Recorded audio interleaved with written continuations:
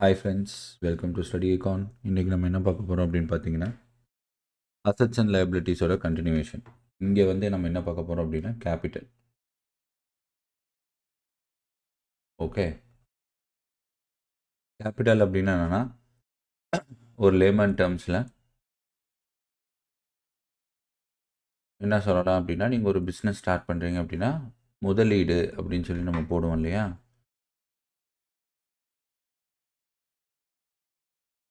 முதலீடு தான் வந்து கேபிட்டல் அப்படின்னு சொல்லி சொல்லுவாங்க. ஓகே, இப்போது நமக்கு வந்துட்டு டெஃபனிஷனாக பார்த்தோம் அப்படின்னா கேபிட்டல் அப்படின்னா anything that offers value or benefits to its owner. Okay, so capital அப்படிங்கிறது வந்து பார்த்தீங்கன்னா ஓனருடைய ஈக்விட்டி.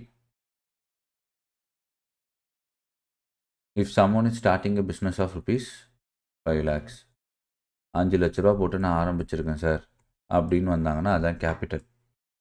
இந்த கேபிட்டலை இன்ஷூர் பண்ணுறதுங்கிறது ரொம்ப ரொம்ப இம்பார்ட்டண்ட்டான டாஸ்க் ஒரு கம்பெனியில். அது எப்படி நீங்கள் இன்ஷூர் பண்ண முடியும் அப்படின்னு பார்த்தீங்கன்னா, அந்த முதலீடு பண்ணியிருக்காங்க இல்லையா, அந்த முதலீடு பண்ணவங்க வந்து ஃபஸ்ட் பாயிண்ட்டு எவ்வளோ முதலீடு பண்ணியிருக்காங்க அப்படிங்கிறது வந்து நீங்கள் எப்படி சொல்ல முடியும்னா, அவங்களுடைய பிஸ்னஸ் செட்டப்பை பார்த்தா நமக்கு ஓரளவுக்கு ஐடியா கிடைக்கும். பிஸ்னஸ் செட்டப் என்ன அப்படின்னா, ஃபார் எக்ஸாம்பிள் அவங்க வந்து ஒரு கடை வச்சுருக்காங்க, இல்லை வந்துட்டு அவங்க ஒரு ஃபேக்ட்ரி வச்சுருக்காங்கன்னா அதில் இருக்கக்கூடிய machinery, present raw material, transactions, இது எல்லாமே வந்து கேபிட்டலுக்குள்ளே அடங்கிடும். சரிங்களா? இப்போ இந்த கேபிட்டல் வந்து பார்த்தீங்கன்னா நிறைய டைப்ஸில் இருக்குது. ஓகே, என்னென்ன டைப்ஸ் இருக்குது அப்படின்னு பார்த்தீங்கன்னா, ஃபிக்ஸட் கேபிட்டல் அப்படின்னு சொல்லி சொல்லுவாங்க.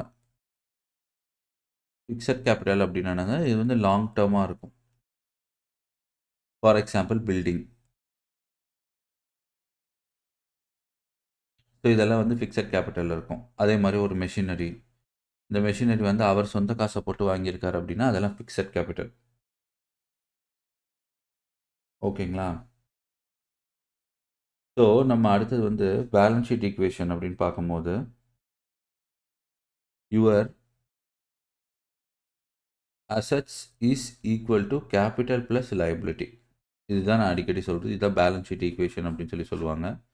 இப்போ assets is equal to capital plus லைபிலிட்டினா போன சாப்டரில் நம்ம பார்த்தோம், போன வீடியோவில். ஸோ அதை நீங்கள் ஒரு டைம் வந்து செக் பண்ணிக்கணும். கேபிட்டல் அப்படிங்கிறத பற்றி தான் இப்போ நம்ம பார்த்துட்ருக்கோம். ஓகே, ஸோ இந்த கேபிட்டல் அப்படிங்கிறது எவ்வளோ இருக்கணும், சரியா? ஸோ கேபிட்டல் அப்படிங்கிறது எவ்வளோ இருக்கணும் அப்படின்னா, உங்களுடைய அசட் வந்துட்டு ஃபார் எக்ஸாம்பிள் உங்கள் அசட் வந்து 10 lakhs இருக்குது அப்படின்னா, உங்கள் லயபிலிட்டி வந்துட்டு ஒரு 8 lakhs இருக்குது அப்படின்னா, கேபிட்டல் வந்து இங்கே எவ்வளோ வருங்க? 2 lakhs வரும். கரெக்டா?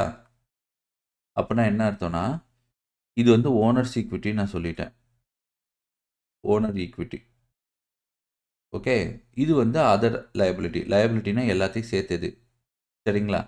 இந்த லயபிலிட்டியில் நிறைய வரும். பேங்க் லோன் கொடுத்துருக்கோம், அதுக்கப்புறமேட்டு ஃப்ரெண்ட்ஸ் ஏதாவது அமௌண்ட் வாங்கியிருப்பாங்க, அதுக்கப்புறம் வெளிக்கடன் ஏதாவது இருக்கும். ஸோ இதெல்லாமே சேர்ந்து லயபிலிட்டி. மாதம் மாதம் அவங்க பேமெண்ட் பண்ணுறது, ஒர்க்கர்ஸுக்கு கொடுக்குற சேலரி, இந்த மாதிரி நிறைய வரும்.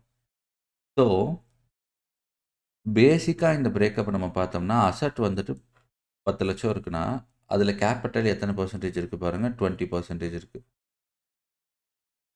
ஸோ இது வந்து ஒரு கம்பெனி ஏன்னு எடுத்துக்கலாம். இப்போ நெக்ஸ்ட் வந்து கம்பெனி பி. சேம் அசட் வந்து 10 லட்சம், கேபிட்டல் வந்து பார்த்தீங்க அப்படின்னா ஒரு 5 lakhs இருக்குது. அதுக்கப்புறமேட்டு லயபிலிட்டி ஒரு 5 lakh இருக்குது. ஸோ சாரி, ஸோ இந்த கேஸில் நீங்கள் பார்த்தீங்கன்னா 50% இருக்கும் கேபிட்டல். சரியா? ஏன்னா 5 lakhs 10 lakhs அசட்டில் 5 லட்ச ரூபா அப்போ இந்த கம்பெனியினுடைய கேபிட்டல் பெட்டர் பொசிஷனில் இருக்குது. சரிங்களா?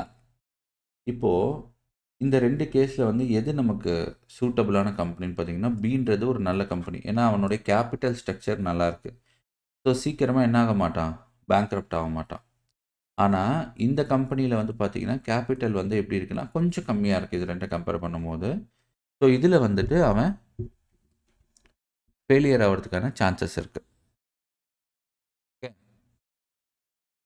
நெக்ஸ்ட்டு டைப்ஸ் ஆஃப் கேபிட்டல் என்னென்ன இருக்குன்றதை நான் பேசிக்காக சொல்லிடுறேன். ஓகே, என்னென்ன கேபிட்டல் வந்து நீங்கள் என்னென்ன டைப்ஸ் எல்லாம் இருக்குது, அதாவது எப்படியெல்லாம் நீங்கள் ஃபைண்ட் அவுட் பண்ணலாம் அப்படின்னா, ஃபஸ்ட்டு எடுத்தோடனே ஃபோர்மோஸ்ட் வந்து கேஷ் கையில் வச்சுருப்பாங்க. நெக்ஸ்ட் வந்து ஸ்டாக் வச்சுருப்பாங்க. நெக்ஸ்ட் வந்து மெஷினரி வச்சுருப்பாங்க. அப்புறம் பில்டிங்ஸு, இதெல்லாம் வந்து பேசிக்காக இருக்கும். இதை தவிர புதுசாக நம்ம வந்துட்டு மிஸ் பண்ணக்கூடிய விஷயங்கள் வந்து பார்த்தீங்க அப்படின்னா, வெஹிக்கிள்ஸ் இருக்கும் கம்பெனி பேரில், கம்ப்யூட்டர்ஸ் ஆர் எக்யூப்மெண்ட்ஸ், இதெல்லாமே கேபிட்டல் தான் இல்லையா? அதுக்கப்புறமேட்டு மெஷின்ரி, ஸோ மெஷின்ரி சொல்லியாச்சு. ஃபர்னிச்சர், இதெல்லாமே கேபிட்டலாக இருக்கும். ஏன்னா இதெல்லாம் இருந்தால் தான் உங்களால் பிஸ்னஸை ரன் பண்ண முடியும். இதெல்லாம் அவர் தன்னுடைய கை காசை போட்டு வாங்கி வச்சுருப்பார். ஓகேங்களா? ஸோ நெக்ஸ்ட் வந்து பார்த்தீங்க அப்படின்னா,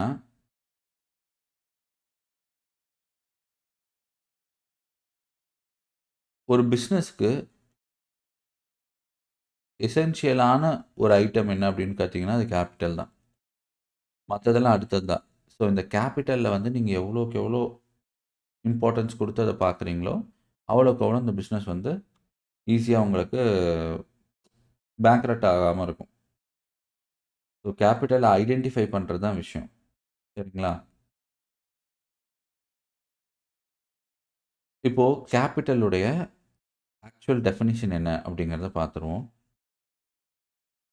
ஸோ இதை நோட் பண்ணிக்கோங்க. Capital is the money, okay, or resources that a business needs to start,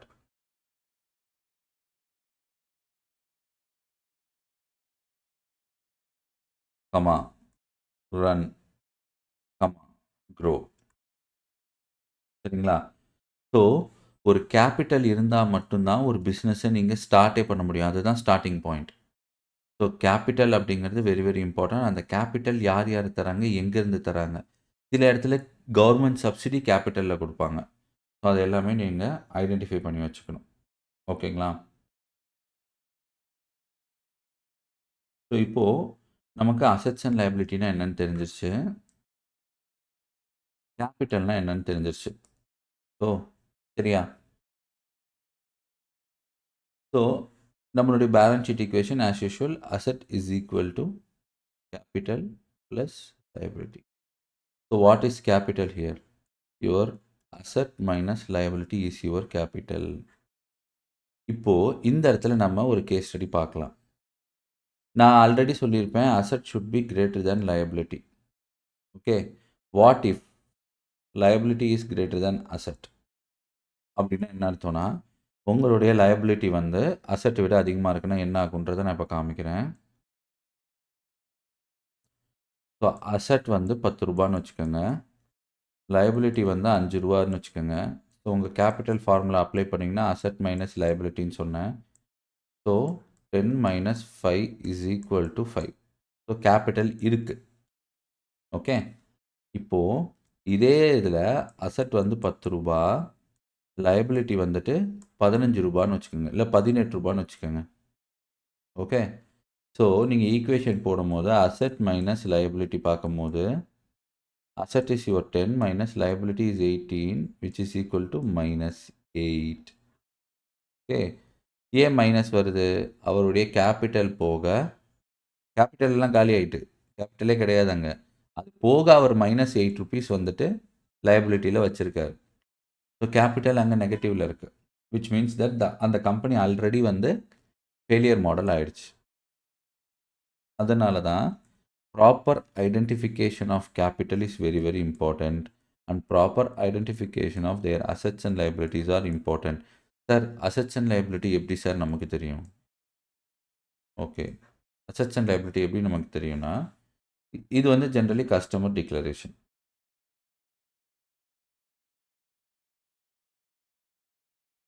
okay.